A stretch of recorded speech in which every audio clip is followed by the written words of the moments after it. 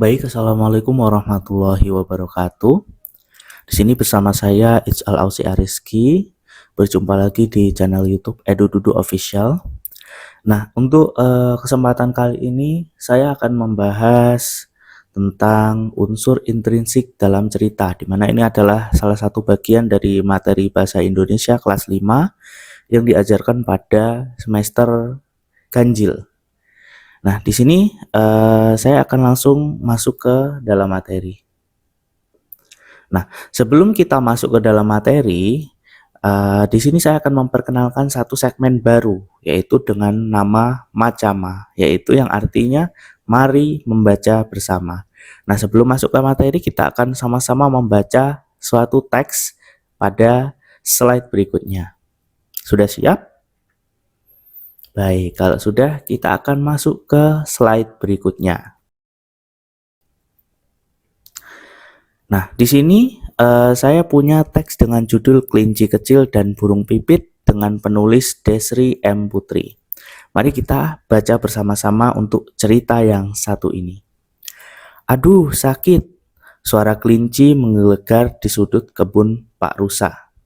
Wajahnya tampak seputih kapas dan titik-titik air mulai membanjiri matanya.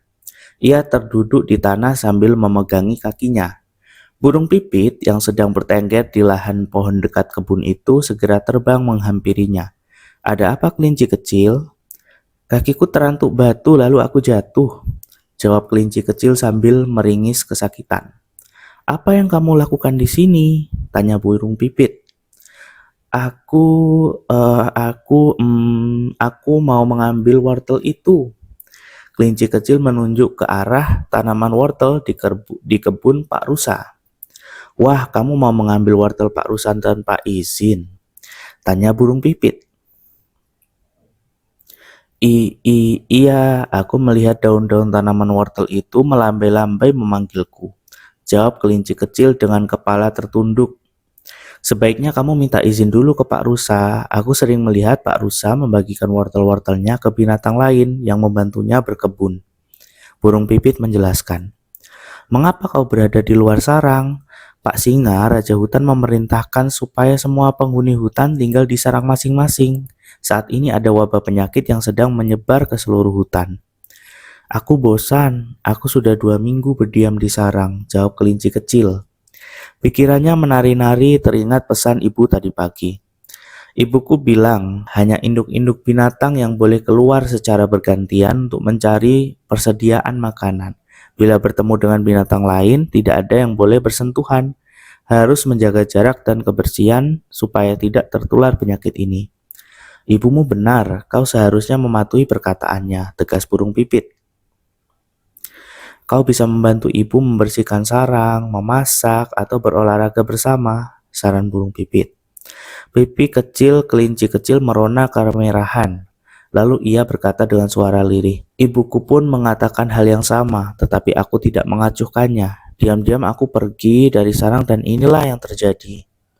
Sebaiknya kau segera pulang dan meminta maaf pada ibumu, balas burung pipit. Iya, aku akan segera melakukannya. Terima kasih burung pipit sudah menyadarkanku. Kelinci kecil bergegas pulang dan berjanji dalam hati tidak akan mengulangi perbuatan ini lagi. Burung pipit tersenyum lalu terbang menjauh. Nah, setelah membaca cerita tadi, di sini Pak Ijal mau bertanya kepada para siswa ataupun penonton yang ada di channel YouTube ini. Untuk pertanyaan yang pertama, kira-kira apa yang tadi kalian baca? Ada yang bisa menjawab di sini? Dongeng, yakin itu dongeng? Coba, ada jawaban yang lebih masuk akal lagi? Iya, betul sekali. Jadi yang kalian baca tadi itu adalah suatu cerita. Nah, cerita di sini judulnya adalah Kelinci Kecil dan Burung Pipit. Nah, pertanyaan selanjutnya, hal apa saja yang kalian peroleh dari bacaan tersebut? Ada yang bisa menjawab lagi?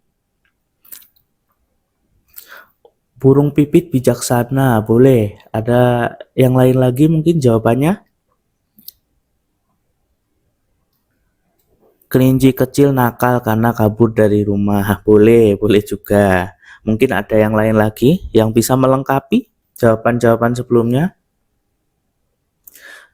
Betul sekali. Jadi kita sebelum mengambil milik orang lain harus meminta izin dulu. Sementara kalau kelinci tadi dia mau mengambil tanpa izin ya, seperti itu. Jadi di cerita tadi, ceritanya adalah kelinci kecil itu kepergok oleh burung pipit hendak mengambil wortel dari Pak Rusa tanpa izin. Kemudian setelah mereka saling bertanya, ternyata kelinci itu diam-diam kabur dari rumah karena dia merasa bosan, tidak boleh keluar rumah. Maka burung pipit memberikan nasihat kepada kelinci agar tidak mengulangi perbuatan tersebut. Lalu kelinci pun kembali ke rumah. Seperti itu ceritanya. Nah, sebetulnya apa sih itu cerita? Ada yang bisa menjawab di sini? Dongeng. Cerita dan dongeng itu adalah suatu hal yang hampir sama tetapi berbeda. Ya, apa itu cerita kira-kira? Baik, sebuah hal yang dibacakan, kemudian ada yang mendengar, boleh juga. Nah, di sini cerita itu adalah kisah atau rangkaian peristiwa yang disampaikan secara lisan. Jadi betul, memang disampaikan secara lisan atau juga dengan tertulis. Nah, di mana cerita ini dia melibatkan tokoh, kemudian latar dan alur untuk menghibur, memberi pelajaran atau menyampaikan pesan kepada pendengar serta pembaca.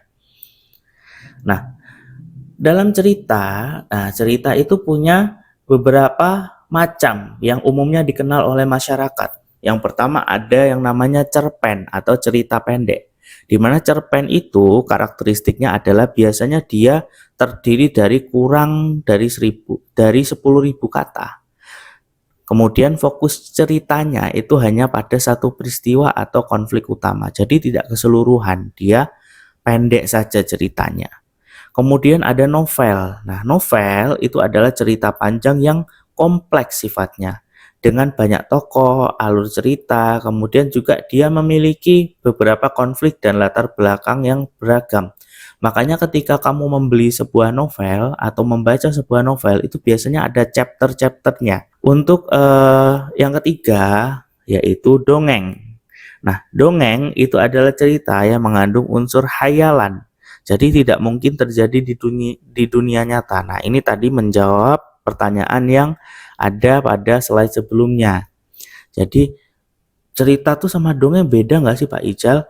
Hampir sama tapi beda. Kalau cerita itu tidak selalu hayalan, ada juga cerita yang betulan terjadi. Sementara kalau dongeng itu sudah pasti dia hayalan dan tidak mungkin terjadi di dunia nyata. Contoh, kalau dongeng itu ada kancil dan buaya. Kancil dan buaya kan di situ diceritakan kalau mereka tuh bisa bicara. Nah, padahal di real life atau di dunia nyata, kancil dan buaya itu tidak bisa bicara seperti itu. Contohnya lagi ada misalnya apa ya? Contohnya ada misalnya kura-kura dan kelinci yang balapan lari itu ceritanya. Nah, ada satu macam cerita lagi yang ingin saya detailkan di sini yaitu cerita rakyat. Nah, kalau cerita rakyat itu sedikit berbeda dengan cerita-cerita yang ada di slide sebelumnya. Jadi cerita rakyat itu adalah cerita yang berkembang dalam masyarakat dan diwariskan secara turun-temurun. Nah, cerita rakyat itu terdiri dari beberapa jenis. Jadi cerita rakyat itu dia sifatnya sebetulnya fiksi juga, belum tentu kebenarannya ada.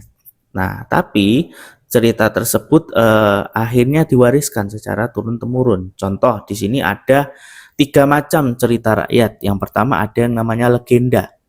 Legenda itu adalah cerita tentang asal-usul suatu tempat. Nah, legenda di sini berbeda dengan legenda yang Pak Ijal sampaikan di Mapel IPA. Nah, kalau di IPA, legenda itu adalah simbol pada peta yang menggambarkan beberapa kenampakan alam ataupun buatan. Sedangkan kalau legenda di sini itu adalah cerita tentang asal-usul suatu tempat. Misalnya, asal-usul Banyuwangi, kota Banyuwangi, atau misalnya asal-usul Candi Prambanan, seperti itu. Nah, itu adalah legenda. Kemudian ada mite atau mitos. Nah, mito atau mitos itu adalah cerita yang berhubungan dengan kepercayaan atau hal-hal gaib. Kemudian ada fabel. Kalau fabel itu adalah cerita yang tokohnya itu binatang, tapi dia dibuat seakan-akan berperilaku seperti manusia. Nah, apabila cerita digambarkan melalui dialog dan tindakan tokoh serta dipentaskan di atas panggung atau difilmkan atau bahkan disiarkan. Nah, itu bisa disebut dengan drama. Nah, drama itu adalah salah satu bentuk karya sastra yang menggambarkan kisah atau peristiwa kehidupan melalui dialog dan juga tindakan tokoh. Biasanya ditulis untuk dipentaskan di atas panggung, kemudian difilmkan atau disiarkan secara langsung. Nah, setiap cerita atau drama itu punya bagian-bagian penting di dalamnya, di mana nantinya dia akan membentuk cerita atau drama tersebut menjadi satu kesatuan. Nah, bagian-bagian ini itu kita sebut sebagai unsur intrinsik.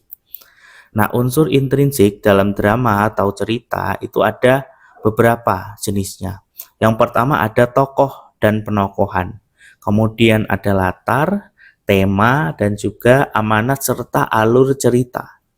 Dan tentunya yang paling penting adalah judul cerita. Nah, kita akan bahas satu persatu unsur intrinsik dalam cerita atau drama, dimulai dari tokoh atau penokohan.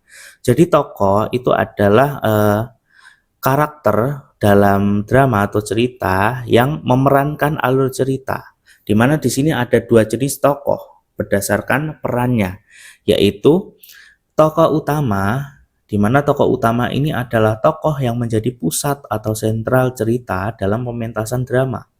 Kemudian ada tokoh pembantu atau tokoh karakter yang sifatnya itu adalah mendukung alur cerita, serta biasanya mendampingi tokoh utama dalam cerita, seperti itu. Kemudian watak. Nah, tokoh juga bisa dibagi menjadi beberapa lagi berdasarkan jenis wataknya.